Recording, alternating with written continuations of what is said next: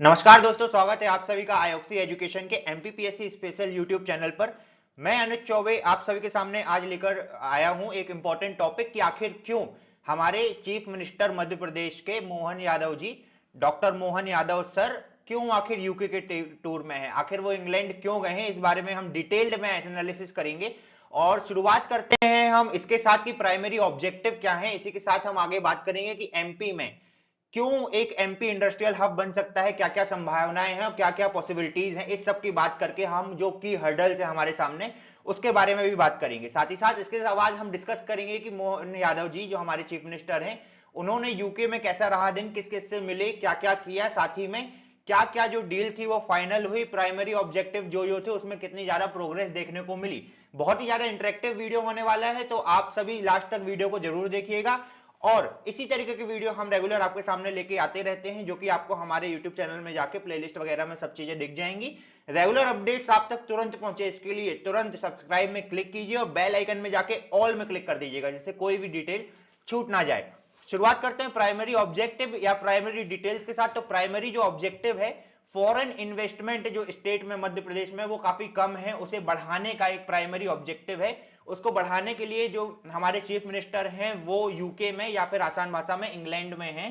और इसी के साथ साथ सेकेंड जो है वो इंडियन डायस्पोरा, जो हमारे इंडियंस वहां पर रह रहे हैं इंग्लैंड में, और फ्रेंड्स ऑफ एमपी, इनके साथ जो है इन्वेस्टमेंट डिस्कशन करने के लिए चीफ मिनिस्टर जो है वो इंग्लैंड में है।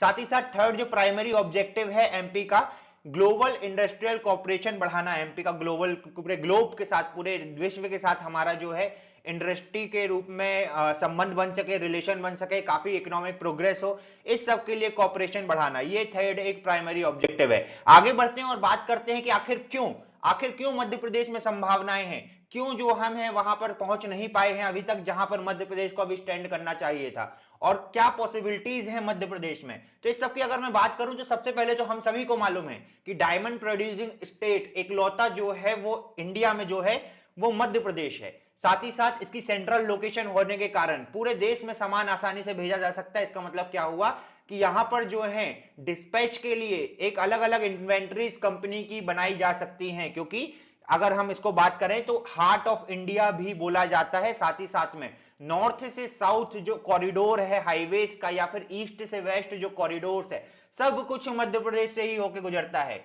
आपने कोविड के टाइम में देखा भी होगा कि अगर कोई कर्नाटक या बेंगलोर या फिर तमिलनाडु में काम कर रहा है, यूपी या फिर बिहार का नागरिक, यूपी और बिहार के सिटीजन, सॉरी यूपी बिहार के लोग, तो वहां पर वो डायरेक्टली क्रॉस होके मध्य प्रदेश से ही होके जा रहे थे। और एमपी की जो गवर्नमेंट थी उन्होंने प्रोवाइड कराई थी सारी चीजें कि हाँ बिल्कुल क्रॉस कर सकते, क्योंकि ऑब्वियस है सेंट्रल लैंड में है। साथ ही साथ अगर मैं इसके आगे बात करूं तो मध्य प्रदेश जो रैंक है वो 8th रैंक है एक्सपोर्ट इकोसिस्टम कैटेगरी में। अब ये एक्सपोर्ट इकोसिस्टम कैटेगरी क्या है, तो एक्सपोर्ट प्रिपेयर्डनेस इंडेक्स 2022 के अंदर एक एक्सपोर्ट इकोसिस्टम कैटेगरी थी, उसमें 8वीं रैंक है। और इसी के साथ साथ ये क्यों है, अगर मैं इसकी बात करूं तो जो सपोर्ट इंफ्रास्ट्रक्चर है मध्य प्रदेश का इंडस्ट्रीज की ग्रोथ के लिए, जो इंडस्ट्रीज की ग्रोथ को प्रोवाइड कराता है, वो बहुत ही अच्छा है। क्यों? क्योंकि हमारे पास जमीन पर्याप्त है। जो लैंड बैंक है मध्य प्रदेश का वो 1.25 लाख एकड़, इतना जो लैंड बैंक है हमारे पास। 96, कम नहीं 96, 96 इंडस्ट्रियल एरियाज हैं छोटे बड़े कुल मिला के मध्य प्रदेश में। साथ ही साथ में first green field SEZ special economic corridor या फिर प्रीतमपुर में है, जो कि इंदौर के पास है। और साथ ही साथ में इसके साथ में अगर मैं और आगे बात करूं तो जो रोड का नेटवर्क है वो काफी ज्यादा डेंस नेटवर्क है। जो मेजर हाईवेज हैं इंडिया के वो मध्य प्रदेश से ही होकर गुजरते हैं। साथ ही साथ में जो स्टेट हाईवे हैं वो भी बहुत ही ज्यादा अच्छी कंडीशन में बन चुके हैं। 3 लाख किलोमीटर से ज्यादा के हाईवेज हैं मध्य प्रदेश में, रोड का नेटवर्क है मध्य प्रदेश में। साथ ही साथ 5 कमर्शियल एयरपोर्ट्स हैं, इंदौर, ग्वालियर, मध्य प्रदेश, सॉरी इंदौर, ग्वालियर, जबलपुर, भोपाल, साथ ही साथ खजुराहो जो ऑपरेटिंग है। और साथ ही साथ रिसेंट की न्यूज में तो हमें यह भी देखने को मिल रहा है और भी छोटे छोटे शहरों में जो है जो फ्लाइट्स हैं ऑपरेट होने वाली हैं। साथ ही साथ अगर मैं major dry inland container depot की बात करूं तो 6 major dry inland computer depot है। हम सभी जानते हैं कि मध्य प्रदेश जो है वो लैंड लॉक्ड है, सभी जगह उसमें जो है कहीं से भी समुद्र नहीं टच होता है। तो एक बहुत ज्यादा आसान तरीका क्या होता है कि हम यहीं से पूरे कंटेनर में अपने मध्य प्रदेश में ही सारा सामान भर लें और वहां पे डायरेक्ट जाके किसी पोर्ट में डायरेक्ट शिप में जाना पड़े, वहां पे कोई भी एक ऐसा काम ना हो जिसके कारण देरी हो। तो उसी के लिए 6 मेजर ड्राई पोर्ट बनाए गए हैं। ये सभी बातें इतनी ज्यादा इंपॉर्टेंट है कि आपके एमपी के इकोनॉमिक पार्ट में यहीं से कहीं ना कहीं से प्रीलिम्स में क्वेश्चन देखने को मिल सकते हैं।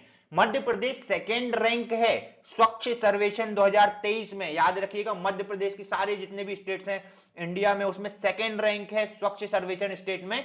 और इंदौर का तो मुझे आपको क्या बताना, लगातार 7वीं बार इंदौर जो है वो क्लीनेस्ट सिटी नंबर 1 में आया है, जो कि हमारे मध्य प्रदेश की स्टेट की कैपिटल, कमर्शियल कैपिटल भी कही जाती है, फाइनेंशियल कैपिटल भी कही जाती है, क्लीनेस्ट सिटी ऑफ इंदौर।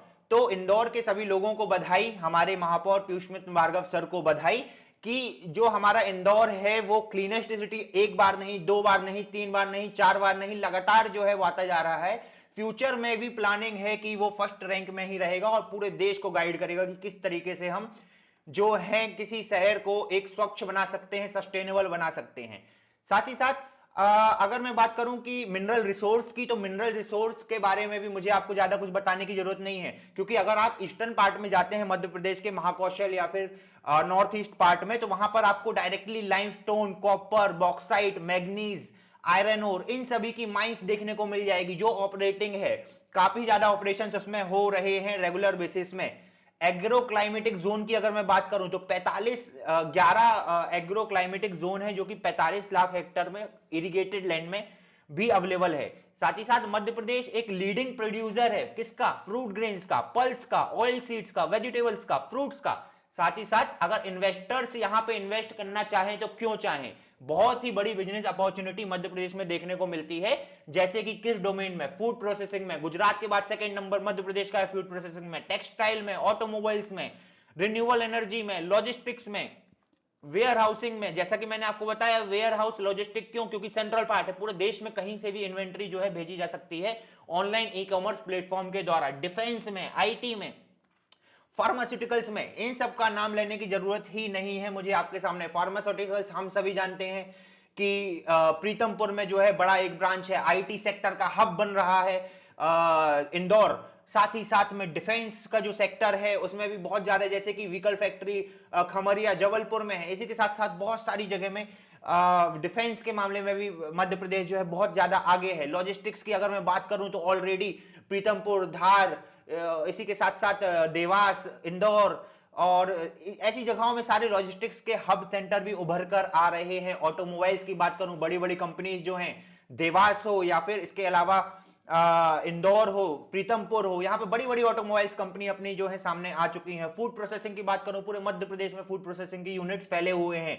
सीमाएं लिमिटेड नहीं है। अगर मैं लिमिट की बात करूं तो sky is also not the limit, आसमान भी एक रोक नहीं है, आसमान भी बहुत छोटी चीज है अगर मध्य प्रदेश में सीमाओं की बात करें तो। अब हम अगर सीमा की बात कर लेते हैं तो हुआ क्यों नहीं, अभी तक चैलेंजेस की भी बात कर लेते हैं। तो क्या मध्य प्रदेश को एक इंडस्ट्रियल रिवॉल्यूशन की जरूरत है, इस सभी पॉइंट में हम यही जानेंगे कि क्या हमारे मध्य प्रदेश को एक इंडस्ट्रियल रिवॉल्यूशन की जरूरत है। क्योंकि बहुत सारे चैलेंजेस हैं जो इस सब प्रोग्रेस में हिंडर करते हैं, कुछ जेन्युइन है, कुछ जो है वो बताए जाते हैं, उस सभी के बारे में हम बात करेंगे। लैक ऑफ इंफ्रास्ट्रक्चर जो कि कुछ समय तक हाँ रहा है, बट अभी तुरंत हमने बात की कि बहुत सारे रोड नेटवर्क कनेक्टिविटी जो है वो सभी रैपिड तरीके से बढ़ा है और इंफ्रास्ट्रक्चर की कमी को बहुत ज्यादा कम किया गया है। एग्रीकल्चर डिपेंडेंस, हाँ बिल्कुल ये एक है, क्योंकि हमारी जो ज्यादातर पॉपुलेशन है वो एग्रीकल्चर पर डिपेंड है और एग्रीकल्चर जो है वो बारिश पर डिपेंड है। तो बारिश अगर अच्छी नहीं होती है तो फिर ऑब्वियस है कि एग्रीकल्चर डाउन होगा, जिससे कि एमपी की इकोनॉमी भी डाउन हो जाएगी। तो ये एक इकोनॉमी, सक्सेसफुल इकोनॉमी होती है वो तीनों सेक्टर, प्राइमरी, सेकेंडरी, टर्शियरी और फोर्थ और अभी आने लगा एक तो नॉलेज सेक्टर, सभी में बराबर होना चाहिए। सर्विस इंडस्ट्री नो डाउट आगे बढ़ रही है मध्य प्रदेश में। प्राइमरी जो एग्रीकल्चर सेक्टर है उसमें दिक्कत ये है कि बोगस जो एम्प्लॉयमेंट है वो बहुत ज्यादा है। इसका मतलब क्या हुआ कि अगर किसी एग्रीकल्चर लैंड में एक इंसान की जरूरत है तो वहां पे 4 लोग काम कर रहे हैं, जिससे कि 3 जो ह्यूमन रिसोर्स है वो वेस्ट हो रहे हैं। इनको हम डाइवर्ट कर सकते हैं इंडस्ट्रियल सेक्टर में, जो कि अभी उतना ज्यादा एमपी में ग्रोथ नहीं हुआ है और इससे जो है आउटपुट जो है बढ़ सकता है। सप्लाई डिमांड का मिसमैच है, हाँ बिल्कुल ये बात है, इसको सुधारने की जरूरत है। एमएसएमई में चैलेंजेस हैं बहुत सारे, क्रेडिट अवेलेबिलिटी को लेके, बैलेंस शीट को लेके और ग्लोबल जो कंपटीशन एक मिलना चाहिए उसको लेके थोड़े बहुत चैलेंजेस अभी एमएसएमई में है, जिस कारण से इंडस्ट्रियल सेक्टर ग्रोथ नहीं कर पाया है। इंडस्ट्रियल को सपोर्ट नहीं मिलता, इंडस्ट्रीज को ये कहना है इंडस्ट्रियलिस्ट का, जो कि जैसे कि बोलते हैं कि फार्मर्स को चीप लोन मिल जाते हैं केसीसी के थ्रू, या फिर इलेक्ट्रिसिटी में सब्सिडी मिल जाती है, या फिर किसान सम्मान निधि मिल जाती है। तो ये सब जो इंडस्ट्रियलिस्ट के कहने हैं कि ये सब जो सपोर्ट है इंडस्ट्रियल सेक्टर में नहीं है, कितना सही है कितना गलत ये मुझे आप बताओगे कमेंट बॉक्स में। साथ ही साथ में पॉलिसी चैलेंजेस हैं बहुत सारे स्मॉल इंडस्ट्रीज फेस करती है पॉलिसी लेवल में, तो फिर उसको सुधारने की जरूरत है, और पॉलिसी तो बन जाएगी, उसको इंप्लीमेंट कैसे किया जाए इस बारे में काम करने की बहुत ज्यादा जरूरत है। ये सब में काम करने की बिल्कुल जरूरत है, जो कि एक इंडस्ट्रियल रिवॉल्यूशन बिल्कुल चाहिए मध्य प्रदेश में। तीनों सेक्टर में, चारों सेक्टर में जो है एक प्रॉपर डिस्ट्रीब्यूशन होना चाहिए वर्कफोर्स का।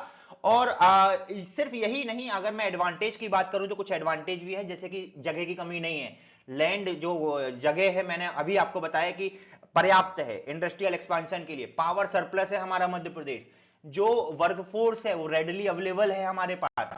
आगे बढ़ते हैं और देखते हैं अब हमारे टॉपिक का मुद्दा, कि जब सीएम हमारे जो है वो लंदन में है अभी, और वहां पे उन्होंने कहां क्या क्या यूके में टूर किया, क्या क्या जो है पॉसिबिलिटीज सामने आई, किस किस से मुलाकात हुई, और क्या क्या डील जो है वो फाइनल हुई। तो मैं आपको बता दूं कि एमपी का जो सीएम है और उन्होंने यूके टूर चालू कर दिया है, और ग्लोबल इन्वेस्टमेंट स्टेज में इंपॉर्टेंट प्रोमिनेंट प्लेयर बनाने के लिए अपने मध्य प्रदेश को ये टूर है। प्राइमरी जो इसके मोटिव है मैंने आपको ऑलरेडी बता चुका कि foreign investment, global industrial corporation और इंडियन डायस्पोरा और जो फ्रेंड्स ऑफ एमपी हैं उनसे मुलाकात, और इंडस्ट्रीज जो मध्य प्रदेश में है उसमें इन्वेस्टमेंट, जो फॉरेन डायरेक्ट इन्वेस्टमेंट है उसको मध्य प्रदेश में लाना।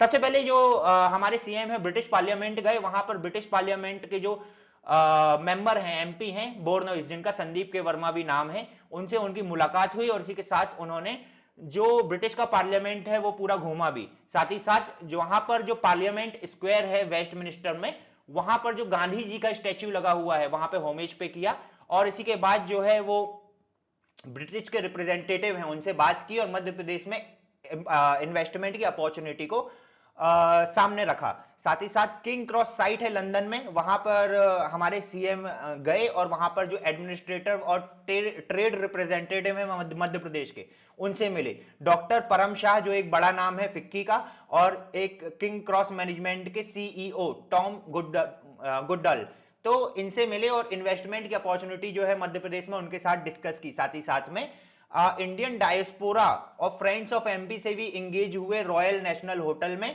और लंदन में। और साथ ही साथ आगे का जो टूर रहेगा, कुछ इंपॉर्टेंट अगर डिटेल्स सामने आती हैं, कुछ इसको लेके कुछ डिटेल्स जो है एमपी के सीएम के आने के बाद अगर कुछ प्रोविजंस बदलते हैं हमारी जो इकोनॉमिक पॉलिसी है उसमें, तो ये सब हम आपके सामने डिस्कस करेंगे। आज की न्यूज में इतना ही। सब्सक्राइब कीजिए, बेल आइकन दबाइए, ऑल में क्लिक कीजिए। जय हिंद, जय भारत।